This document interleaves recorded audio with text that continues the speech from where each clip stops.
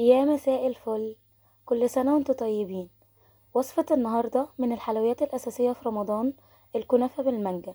معروفة ما ينفعش يعدي رمضان من غير كنافة بالمانجا، مفيش حد مش بيحبها. في فيديو النهاردة هنعملها بطريقة سهلة وبخطوات بسيطة وأحلى وأوفر من المحلات.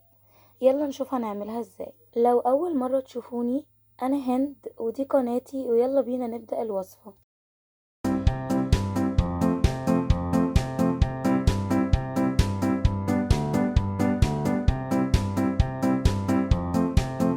دي كل المكونات اللي هحتاجها في الوصفة. معايا نص كيلو كنافة، كنت حطاه في الفريزر، فركتها بايدي كده، بتكون سهلة طالما متجمدة. ممكن نحطها في الكبة.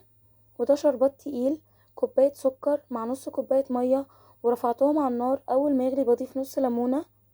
وده جيلي مانجا، ضفت عليه نص كوباية مية سخنة ودوبته كويس وحطيته في التلاجة نص ساعة، وهقولكوا هنعمل بيه ايه.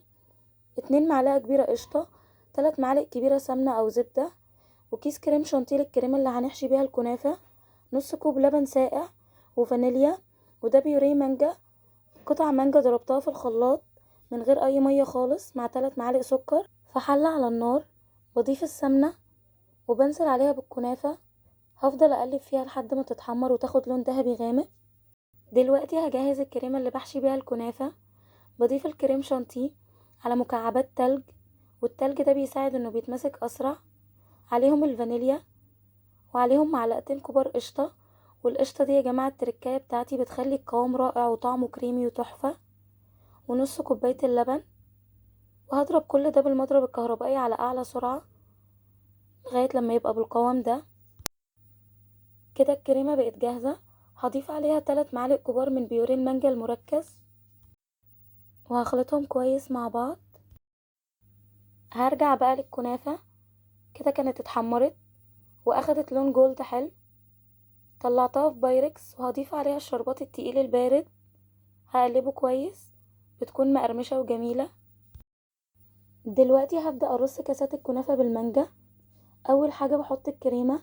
احلى حاجة في الكريمة دي انها مركزة وتقيلة كده من القشطة، وفيها طعم المانجا، مش مجرد كريمة سادة، لا كلها فيها طعم المانجا. عليها شوية كنافة، وبعد كده بيورين مانجا.